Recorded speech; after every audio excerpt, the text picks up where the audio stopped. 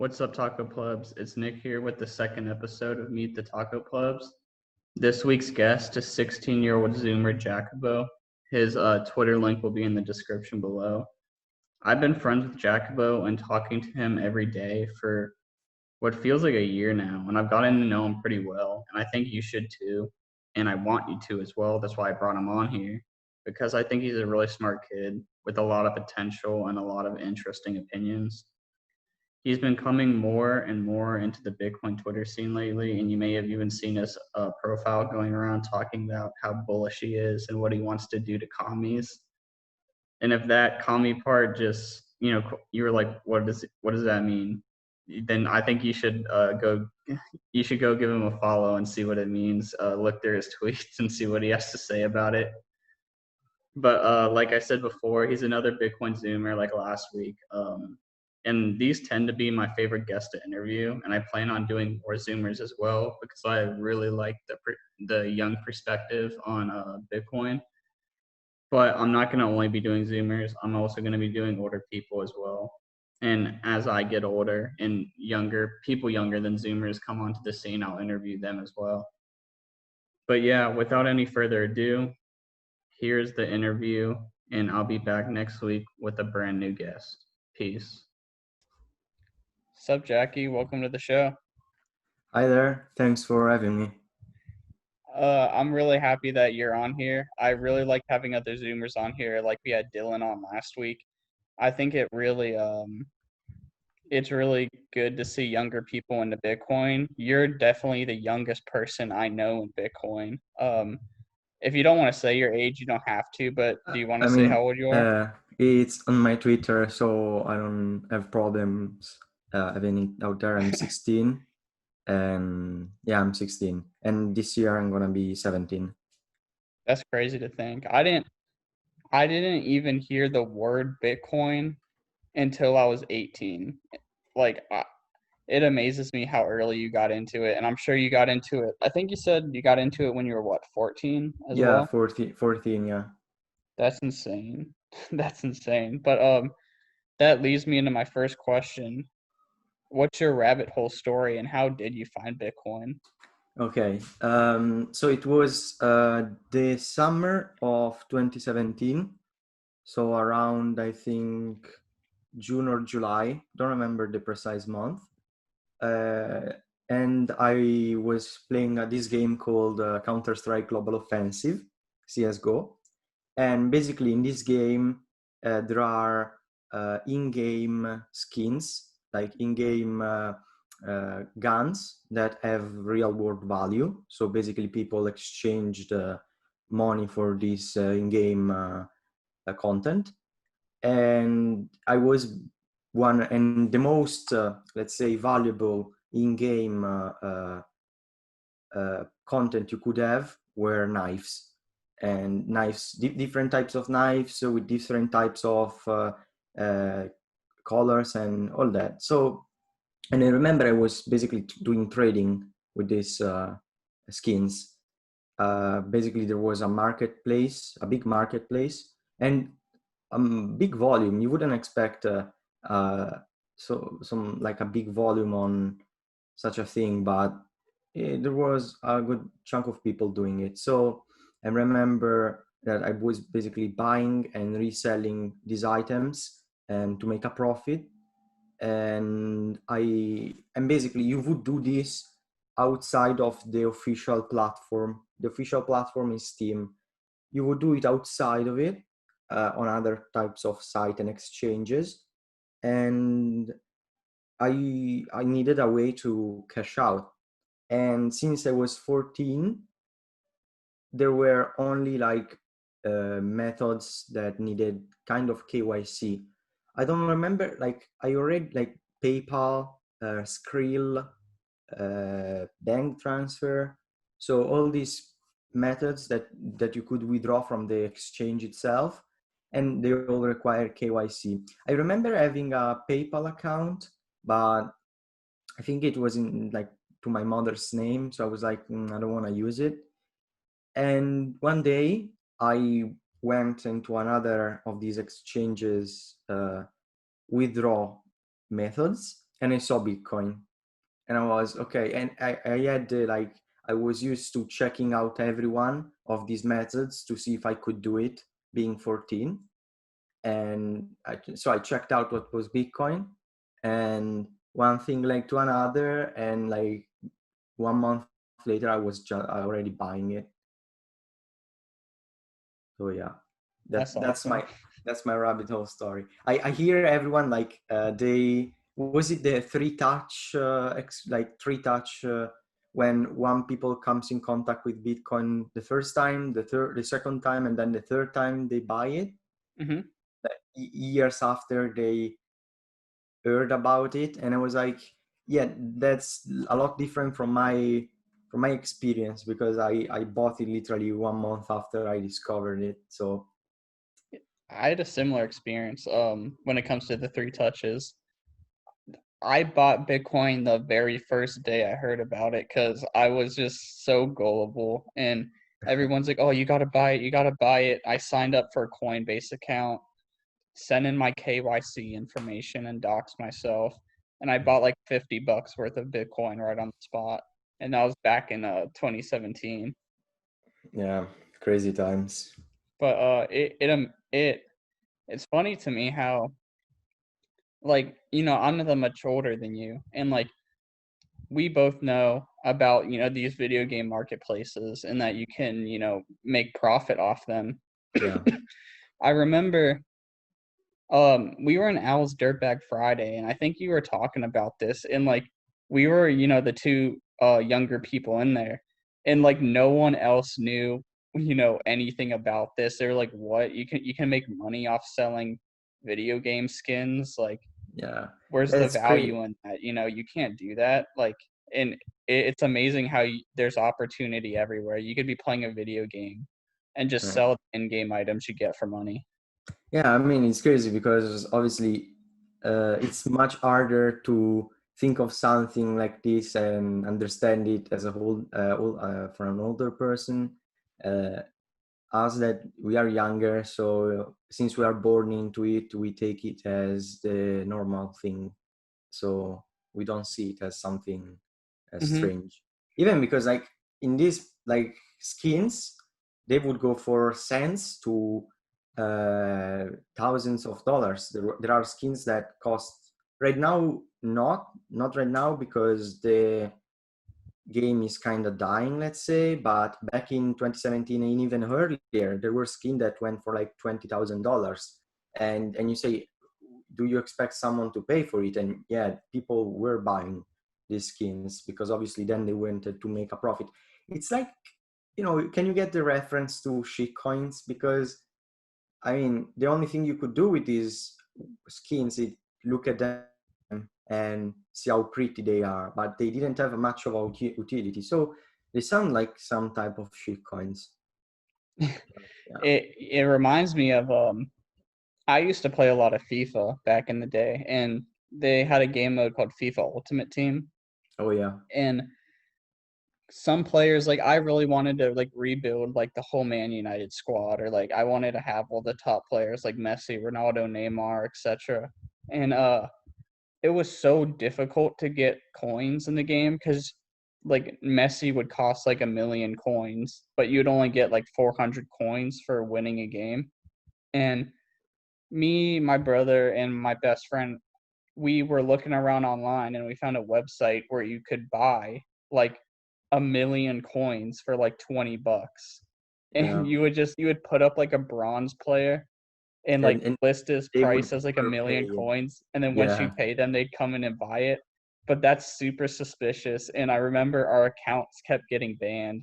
And like, yeah, I, Because I don't know if the people that are listening know, but basically the only way you could buy coins is from the maker of the game. So you cannot buy it from third party resellers. And what third party resellers did was, okay, you sell, you put on the marketplace a really low cost, like dirt cheap player, but you make it like you put the price at 1 million and we'll buy it from you, so you get the coins. And this wasn't like legal, let's say, but people find ways, and I know people that made a lot of money this way on FIFA, just reselling coins. And it's crazy. Like, you can really be making a profit on this. I wish I had stumbled across Bitcoin back in the day, because even though I was spending money, I wish I would have, learned about it back then, and they had it as like a payment option. That would have been really cool. Yeah. But moving on with the conversation, you're so young, you're still in high school, and I've heard you talk about your plans for college and what you want to do and what you don't want to do. But how has Bitcoin changed and affected your life? Has it changed the course of what you want to do when you're older, and what you want to do, what you want to do near term as well? Oh, absolutely. Yeah, it changed a lot.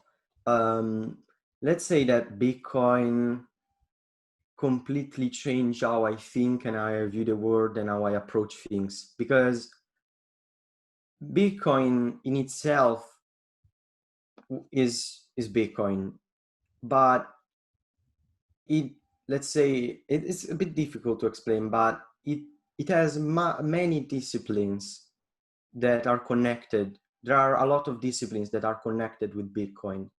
And there is a really nice image that basically takes in some of them. It's like finance, economics, game theory, politics, and maybe like programming. I don't remember all of them. So basically, once you get into Bitcoin, if you branch out, you reach all of these things. So for example, Bitcoin made me a lot interested in politics, and that's when I started reading Rothbard and Hoppe, and then I found out about like anarcho-capitalism and all of these like small niches of politics or ideologies. And I remember, and the reason because I read Rothbard was because I was listening to an episode of the Noded podcast, and I think, yeah. And I think there was someone from the Nakamoto Institute, and they were suggesting basically books to read.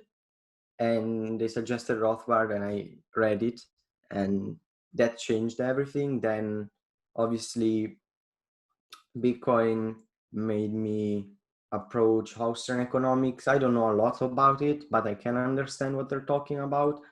So let's say that Bitcoin red pilled me in many of these, let's say, disciplines or these ways, let's say politics, economics, and I wouldn't be here knowing all these things unless I entered Bitcoin back in 2017. And it's been like a long process. You don't acquire these things in the first months or two. It takes years. And let's say that the first period was the shitcoin phase. And I think everyone goes through this phase. And then after the shitcoin phase, you start, realizing things. Then you become a maximalist. And when you become a maximalist, you just want to learn. Like, there's nothing that like stops you from that. You just want to learn everything. And I used to say all the time that you really don't start learning anything until you're Bitcoin only. exactly. I agree completely. Like, when I was a shitcoiner, I kept snooping around and trying to find out things, but they weren't actually important things. And when the shitcoin crash happened and basically every shitcoin died, let's say the ICO fiasco, everything, that opened my eyes. And I was fortunate enough to not actually lose money because I I had some good luck. So basically, I had lost money and then I made money out of shitcoins. So basically, in the end, I didn't lose, but that still was something that I experienced early on, and that helped me understand, because I said, okay, I was really fortunate that I did come out not losing. But that's only because I'm one of the fortunate ones. Like, there is people that lost so much money because these things, the shit coins, don't actually have value. and and that's something that I think people will need to experience to be able to go Bitcoin only. Like, And you want people to go directly into Bitcoin, but I don't think they'll still have that temptation to go to shit coins. And the only way they'll get rid of that temptation if they get burned. yeah, when I was a shitcoiner, I don't even, and I think a lot of people are like this. I don't even know how much money I lost and how much money I gained. I remember pulling off one really good trade that made me like 2 grand. But other than that, I held some shit coins and I held them down, all the way from the highs of 2017. And I didn't keep track. I didn't write down every single purchase I made, the USD value and the BTC value. So I got a feeling I was in the red. And yeah, you learn from it. You learn that these coins aren't valuable, that a lot of the people, when I first got into shitcoin Twitter, I looked up to these people. I was like, wow, these people are really smart. They got into Bitcoin super early. They're probably rich as hell. And Yeah. then you kind of figure out who knows what they're talking about and who's just, spewing shit out their mouths to appease their followers. Yeah, it was just shilling shit coins. But yeah, that's actually something that you get when you go Bitcoin only, because you have been lied to, so you understand the language of the liars. And yeah, I don't like, I remember looking up to these people, especially during the BitConnect era. I don't know if you were into BitConnect, but I was. And dude, looking back at that period, I don't know, just like I'm laughing because I was so dumb to believe that something like that would actually work and was legit. But you know, that's a good lesson. I uh I never got into BitConnect. I was always on the sidelines on that one. Um I always wanted to because I always watched that YouTuber Crypto Nick. I'm Oh, sure you know who I'm talking about, yeah, the yeah. guy with the shaved head and the glasses. That dude scammed so many people, and I remember someone like calling him out, saying that like he's not even actually making that much money on BitConnect itself. Like He's but he making did make like referrals. 400 or $500,000 just off people's referral codes. So he was Yeah, tricking people into buying it, and then he went completely dark. And I'm pretty sure I saw like people were posting screenshots of like bound there like people were asking for bounties for that kid oh on the yeah, dark web. Like yeah. shit was getting serious because a lot of people lost a lot of money. I remember that and I'm pretty sure this was true. I'm not 100%. I'd have to go back and look at the tweet, but there was some guy who put like his life savings of like $400,000 or $500,000 in the BitConnect, and he was gonna try and like quadruple his money or whatever, and be like a multimillionaire, and he lost everything. Yeah. Like, there were a lot of videos of people saying that they lost all their life savings. So yeah, that's sad, but it's a lesson. And the fortunate ones don't lose a lot, and the less fortunate lose everything.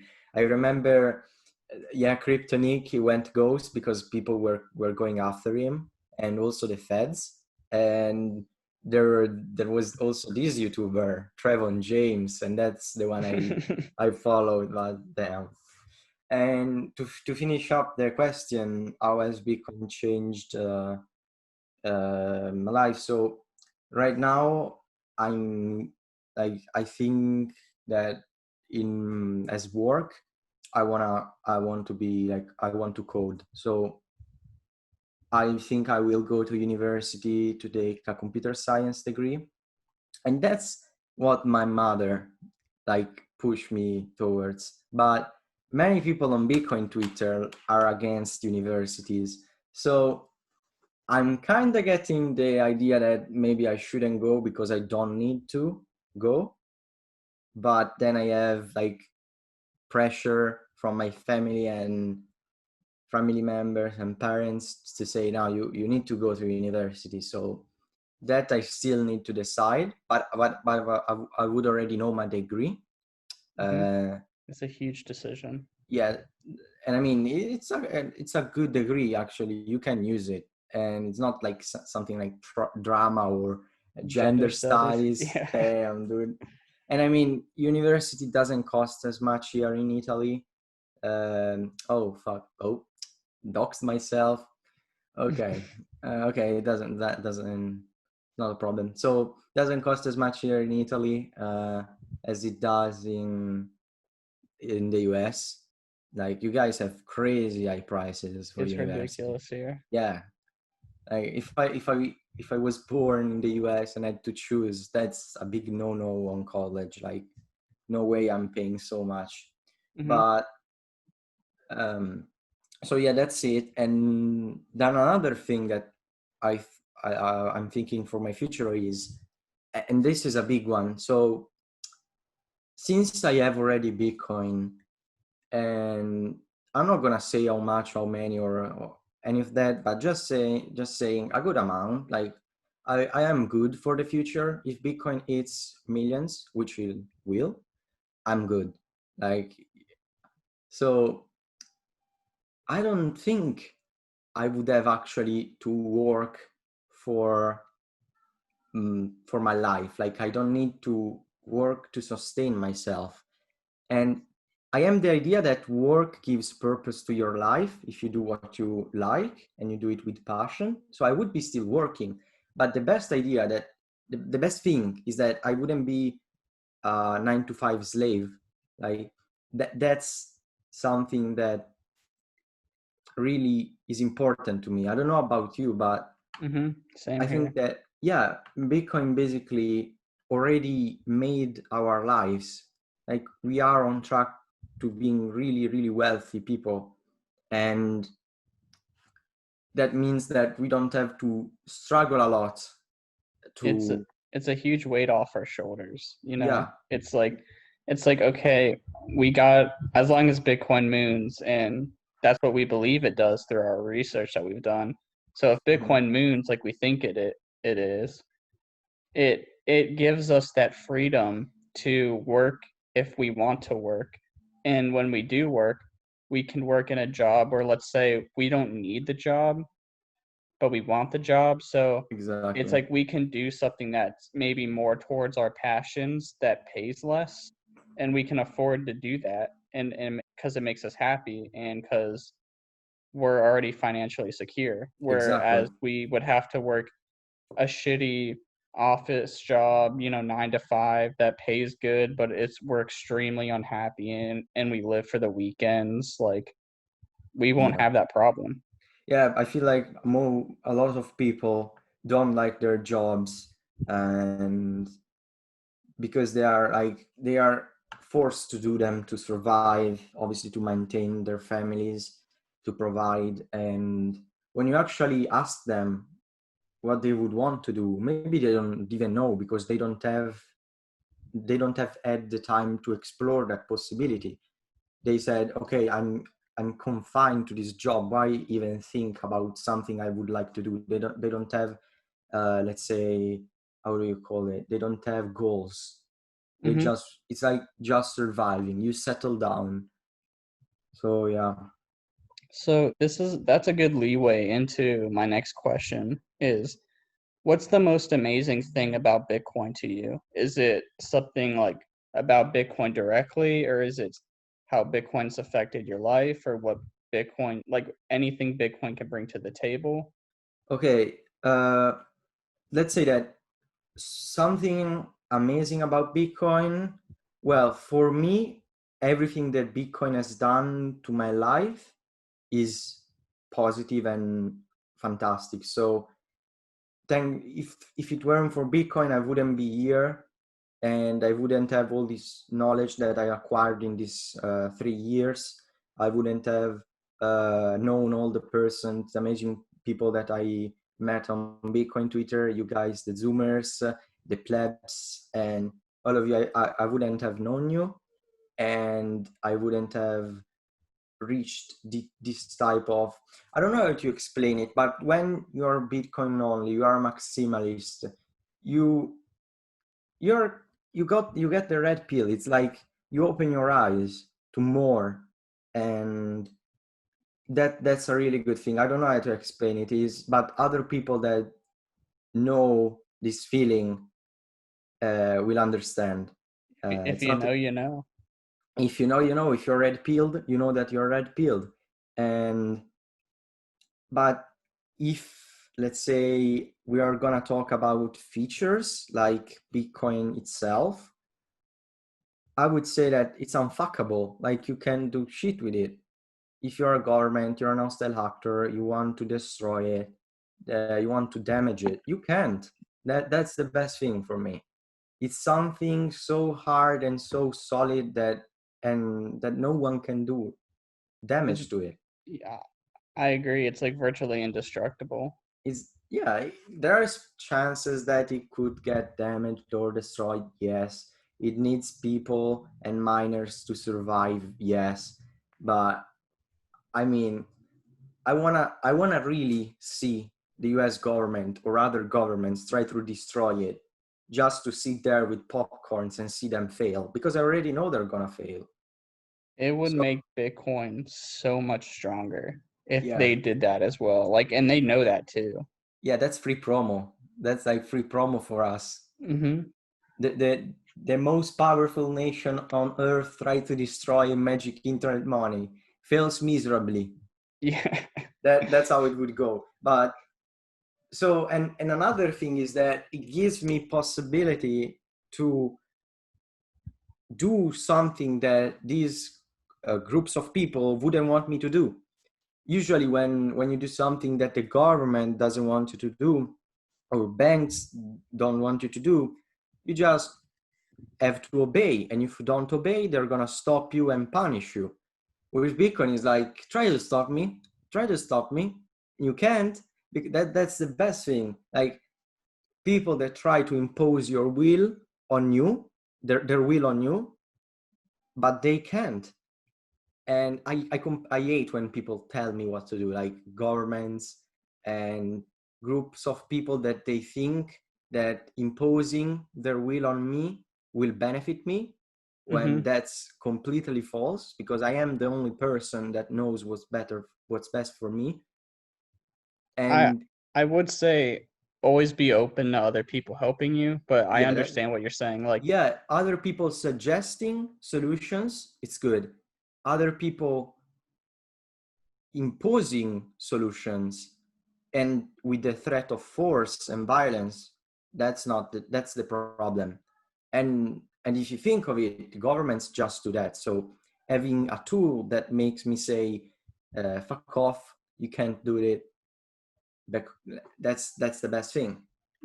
I always think like we're just, we're animals. Like we were born into this earth, and no one has the right to just start imposing all this shit on Yeah, us. So Bitcoin definitely helps us take back our freedom. dude, natural rights. I am free to do what I want until I damage or attack someone else or someone else's property, and in that case, that person can retaliate. That's it. Mm-hmm. I don't fuck with you, you don't fuck with me. That's so easy. But seems like governments don't understand it. I 100% agree. But for time restraints, we're just going to move on to the next question. Yeah, yeah. Second to last question. What's your best Bitcoin pitch? You mean to normies? Yeah. Like if you're going Okay. to explain it to. Okay. I got a good example because lately I've been red pilling one of my peers, normie. He's the same of my, he has my same age. So let's see. I started. So first of all, to red pill him, you gotta explain perfectly what Bitcoin is, let's say. But the most important thing that I would say you need to tell them is, no one can ban it, no one can destroy it. You can do whatever you want with it. And most importantly, and this is the thing that I tried to tell him and explain it, and he got it, is that when people have control over money, bad things are bound to happen, and there's no way that's not the truth. Like, that's, you can see that in Turkey, Lebanon, Venezuela, and all the other places where governments failed to help their population when they were controlling money.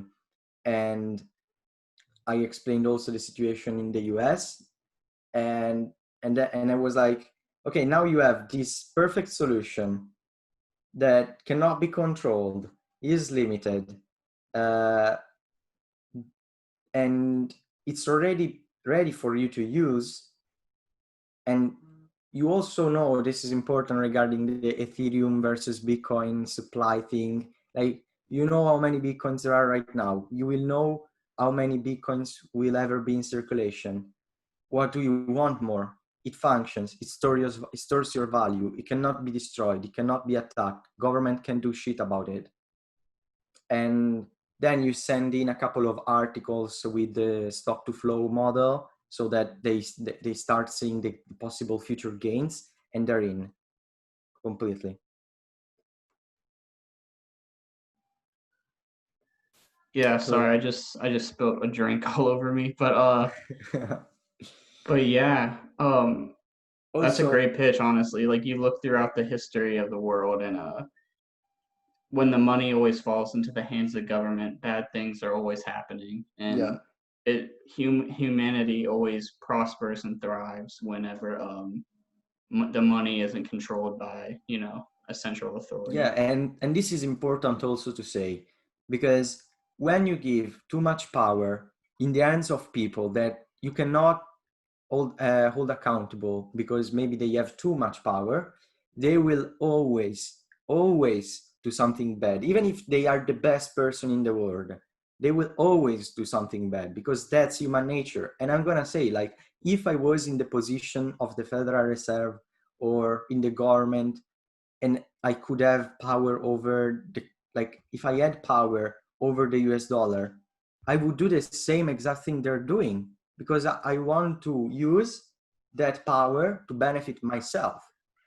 And all the people that say, oh yeah, if I were in the government, or if I were in control of the money, I wouldn't do this because I'm a good person, and I will not ever do something that bad. That's bullshit. You're gonna do it, because when you get there, there's the temptation of power. Power changes you. So the best thing to do is not try to elect or put in power better people. You just don't give those people power, because then no one can, like, use it in a bad way. So yeah, and that was when the governments, or when the, let's say, the empires back in like 500 years, in more ancient times, when governments or states or monarchs had power over the church, they used the church to brainwash the people and to claim taxes. and and that's it. The church could be a good thing, and it's something that most people see as divine and by God. And then there is the governments and monarchs that use it to brainwash and steal, basically. And that's the same thing they're doing with the money. And when the money gets thrown out of the equation and governments don't have any more power over it, it's done. They basically lose one of the most uh, the biggest tool they have to control people. So That you was a basically Go ahead. you basically tell a normie this, then you throw in some stock to flow ratio articles so that you let them see the pumps, the gains that are gonna come.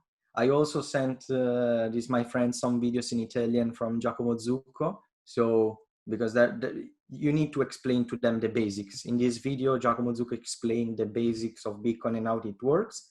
So they actually start to get it and to know how the ecosystem works, and they're hooked.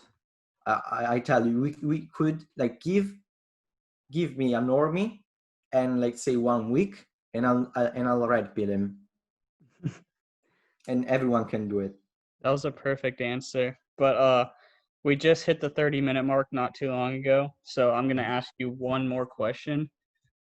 What is your price prediction for New Year's 2021 and your price prediction for the fourth halving? Okay, I'm feeling bullish. So before the end of 2020, we hit a new all-time high, and fourth halving, 2024, right? Yeah. 10 million. 10 million. And that's conservative, okay? I mean, Oh shit. it's 4 years, dude. It's 4 years. Like 10 million. I mean, I definitely won't be complaining if we're at 10 million in 4 years, but that is very, very bullish. I mean, I could drop already set to dollar parity 2024, but that's a bit too much. Okay. I love that answer. But I just want to say thanks for coming on. This was a really good talk, and yeah, maybe have you on again in the future. Thanks. All right, peace. Peace.